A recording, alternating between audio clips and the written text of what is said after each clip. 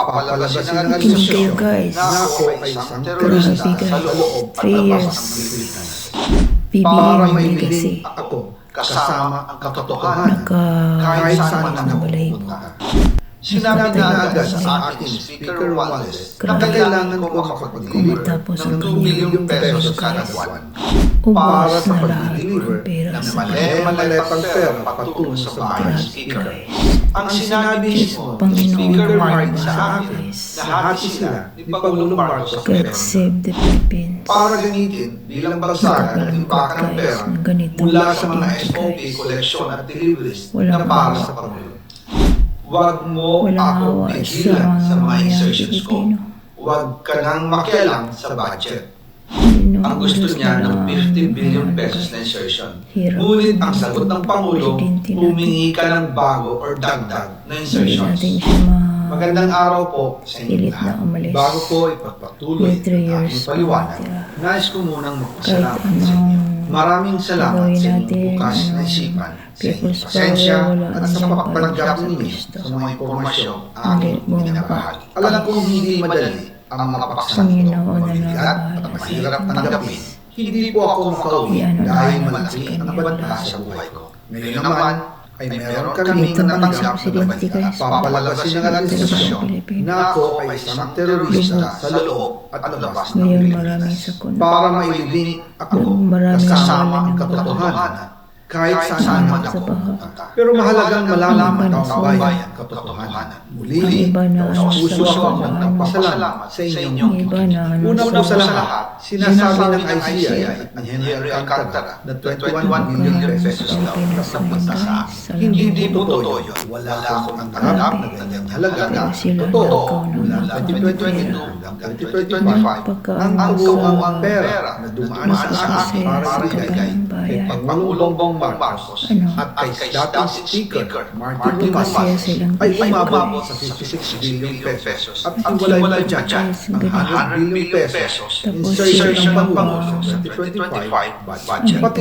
na rin ang 97 billion pesos flood control insertion na inilagay sa NEP ng 2026 national budget. Balikan natin kung paano ito sinasabi. Noong 2022, kakaupo pa lang bilang chairman ng House Committee on Appropriations, sinabi na agad sa akin ni Speaker Romualdez na kailangan ko makapag-deliver ng 2 billion pesos kada buwan. Makalipas ang ilang araw, tumawag sa akin si Yusek Bernardo. Sabi niya, kailangan ng tulong ng Bulacan sa problema nila sa baha. Pinapunta niya sa opisina ko sa Kongreso, si DPWH District Engineer Henry Alcantara. Sa naging meeting namin ni Alcantara, siya mismo ang nag-offer paano ang hatian sa mga proyekto ng DPWH. 22% para kay Speaker Romualdez, 2% para kay Yusek Bernardo, 1% para sa kanya. Doon po nagsimula ang tinatawag nilang delivery. Sistema po ay tinatawag. Ang tao ni Henry Alcantara ang nakikipag-ugnayan sa mga tao na sina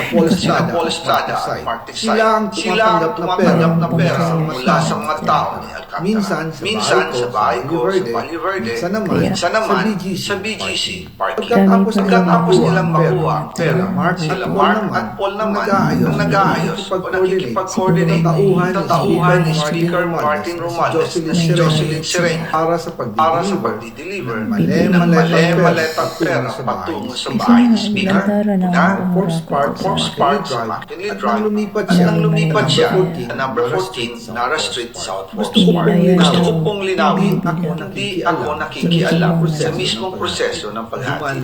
Dumaan lang po sa akin ang pera.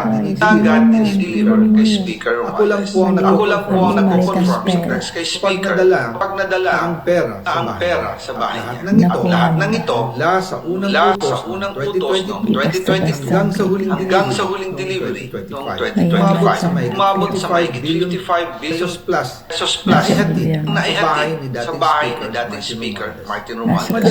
Madalas hindi nabubuo ang hinihingi 2 billion pesos bawat buwan ni Speaker.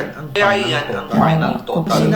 Sinabi ni Speaker Martin sa akin na hati sila Pangulong Marcos ang pera niya. Ang listahan ng mga deliveries na magkano, saan dinala. Lalabas ko po kasabay ng PGRA. Noong November 2022, habang nasa proseso kami, tatalakay ng budget. Nagpag-meeting sa akin, Speaker Marcel Yusek Jojo Cadiz. Sabi niya, masama raw ang loob ni Pangulong Marcos, klaro siyang natatanggap. Dahil laging napapagalitan si Speaker Martin ng Pangulo. Mula Setyembre hanggang November, nutusan niya ako na mag-deliver ng 1 billion pesos para kay Ayon pa kay Yusek Jojo. At ipaalam niya ito sa Pangulo. Ang utos sa kanya ng Pangulo ay mag-ingat at siguraduhin si Yusek Jojo lang ang instruction po sa akin ni dating Speaker Martin Romualdez ay dalhin sa number 30 Tamarind Street, South Forbes Park at ibigay Yusek Jojo Cadiz dahil ito raw ang drop-off point malapit sa bahay na Sabi rin po sa akin ni Speaker Martin Romualdez na si PBBM ang nag-utos sa kanya bilhin ang bahay sa number 30 Tamarind Street para gamitin ang bagsakan at impakan ng mula pera mula sa mga SOP collection at deliveries na para sa Pangulo. Noong December 2, 2024, optional kong i-deliver ang 200 million kay Yusek Jojo Cadiz, number 30 Tamarind Street, South Forbes Park. Ayon sa kanya, dalhin daw niya ito sa bahay ng Pangulo sa number 41 Nara Street, South Forbes Park. Sunod dito, noong December 5, 2024, di ako nag-deliver ng 800 million sa parehong address at Yusek Jojo Cadiz pa rin Pinya, dali naman ay dadalhin ng bagong bahay ng Pangulo sa South Forbes Park. Sa buuan, 1 billion pesos ang personal kong naihatid. Mismo ang nagbigay ng pera kasama ang aking driver at mga tauhan. Lahat ito base sa direktang utos ng Speaker Martin Romualdez. Diyan po nabuo ang kabuuang halaga 56 billion na ipinadala mula 2022 hanggang 2025. Pero kahit na na-deliver ang 1 billion pesos para kay Pangulong Marcos, kahit na naisama na rin 2025 budget 100 billion pesos insertion sa pamamagitan ng Bayad Committee, yun mismo sa utos ng Pangulo, nagagalit pa rin daw